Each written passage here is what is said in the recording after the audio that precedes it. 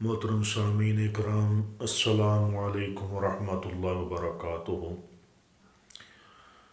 آج جو ہمارا گفتگو کا موضوع ہے وہ ہے خلافت صدیقی میں فتنوں کی سرکوبی، اور اس موضوع پر ہماری یہ دوسری نشست ہے۔ تو پہلی نشست میں ہم نے آپ کے سامنے جو واقعات بیان کیے ان میں نبوت کے جھوٹے جو دعوے دار تھے، خصوصاً مسیلمہ کذاب، اس کے ساتھ جنگ کے احوال بیان ہوئے اور مسیلمہ کذاب کی موت کا ذکر ہوا۔ اور آج کی نشست میں ہم منکرین زکوٰۃ جو ہے ان کی سرکوبی کا ذکر کریں گے۔ حضور علیہ الصلوۃ والسلام کا دنیا سے رخصت ہونا تھا کہ مکہ مدینہ کے علاوہ پورے ملک عرب میں بغاوت کا طوفان اس زور کے ساتھ اٹھا کہ اسلامی امارت کے در و دیوار ہل گئے۔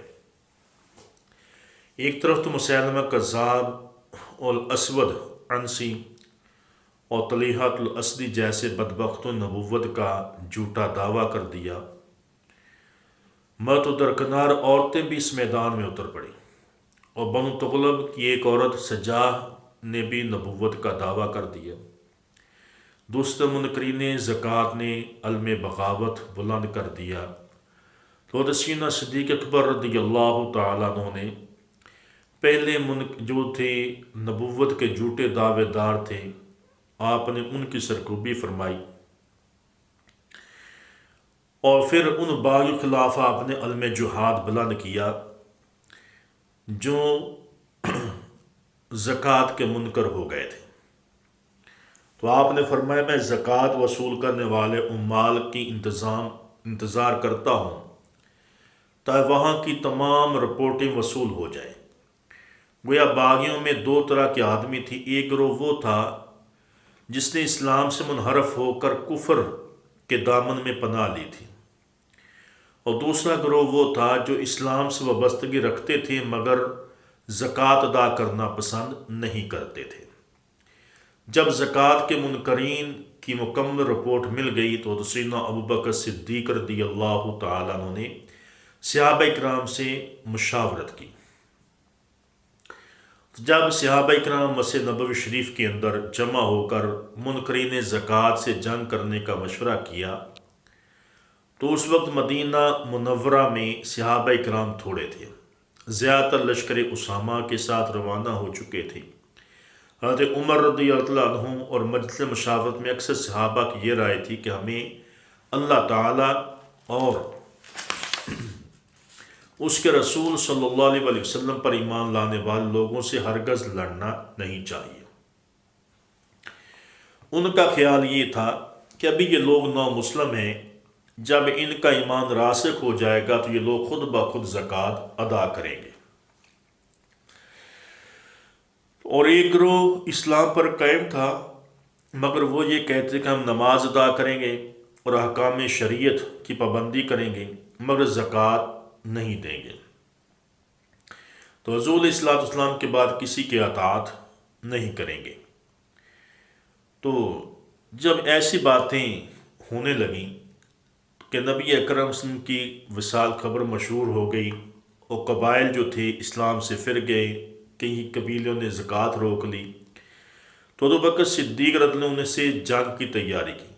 حضرت عمر اور دوسرے صحابہ کرام نے ان کے ساتھ جنگ سے باز رہنے کا کہا، مگر ابوبکر صدیق رضی اللہ عنہ نے ان کے ساتھ جنگ سے باز رہنے سے روک دیا، فرمایا کہ ایسا نہ کرو، مجھے نہ روکو، یہ جنگ ہو کر رہے گی، ہم ان کے ساتھ جنگ کریں گے، جو شخص بکری کا بچہ دیتا تھا وہ بچہ ادا کرے گا، اور جو اونٹ کے گلے کی رسی زکوٰۃ میں دیتا تھا میں ان سے وہ بھی وصول کروں گا۔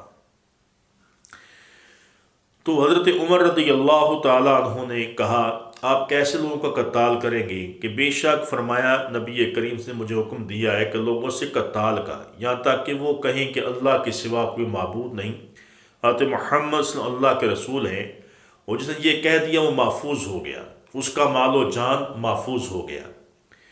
تو حضرت بکر صدیق رضی اللہ عنہ نے کہا اللہ تعالیٰ کی قسم میں اس سے قتال کروں گا جو نماز اور زکوٰۃ کی فرضیت میں فرق کرے گا۔ بے شک زکوٰۃ حق ہے مال کا، اور حضور علیہ الصلوۃ والسلام نے فرمایا وہ جو ان پر کسی کا حق ہو۔ حضرت عمر رضی اللہ عنہ نے فرمایا کہ اللہ تعالیٰ کی قسم نہیں، مگر وہ یہ دیکھا کہ میں نے اللہ تعالیٰ نے ابو بکر صدیق رضی اللہ عنہ کا سینہ کھول دیا۔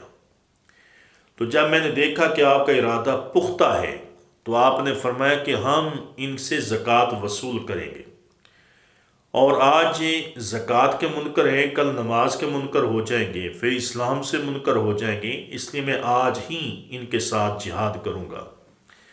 حضرت سیدنا صدیق اکبر رضی اللہ تعالی عنہ دارالاسلام مدینہ کے دفاع کے لیے تمام مورچوں کی ناکہ بندی کی اور مورچہ بندی کر کے حفاظ و نگرانی کا بندوبست شروع کر دیا تھا۔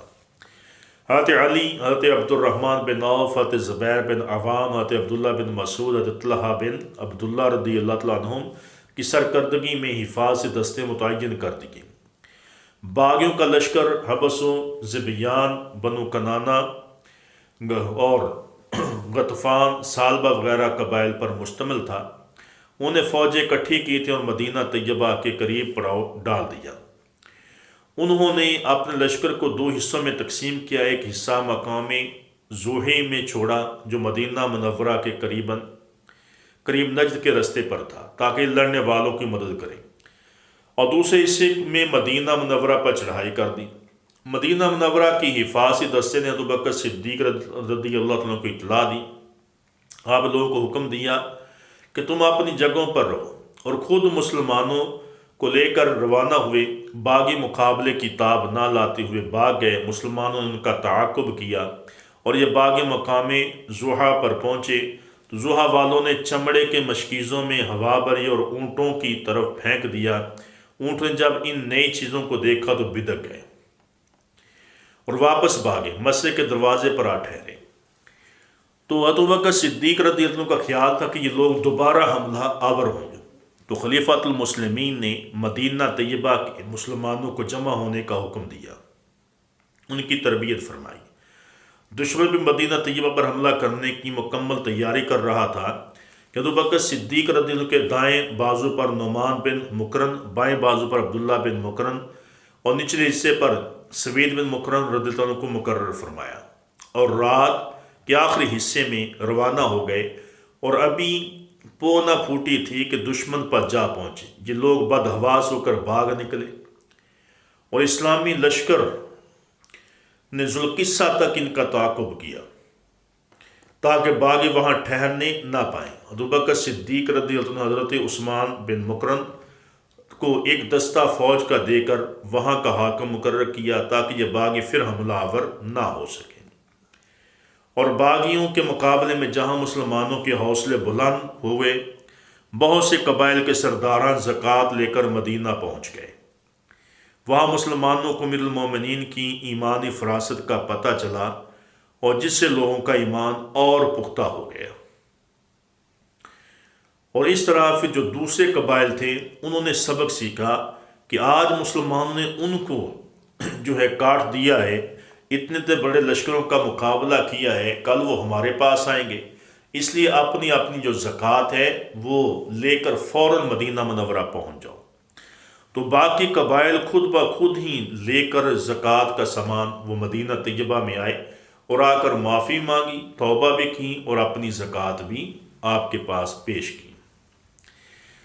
تو ابو بکر صدیق رضی اللہ تعالیٰ نے ذوالقصہ سے واپسی کے بعد قبیلہ افس و زبیان کا اور کوئی بس نہ چلا تو ان لوگوں نے وہاں کے مسلمانوں کو دھوکے سے شہید کر دیا۔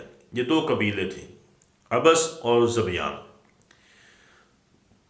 انہوں نے دیکھا کہ مسلمان ہر طرف وہ حملے کر رہے ہیں اور دشمن وہ ذلیل ہو رہا ہے، تو ان کے قبیلوں میں چونکہ مسلمانوں کی تعداد کم تھی تو انہوں نے ان مسلمانوں کو شہید کر دیا۔ جب ان مسلمانوں کو شہید کیا گیا تو ابو بکر صدیق رضی اللہ تعالیٰ عنہ کو اس بات کا علم ہوا تو آپ نے فرمایا جب تک ہم ان مسلمانوں کے خون کا بدلہ نہیں لیں گے اس وقت تک ہم چین سے نہیں بیٹھیں گے۔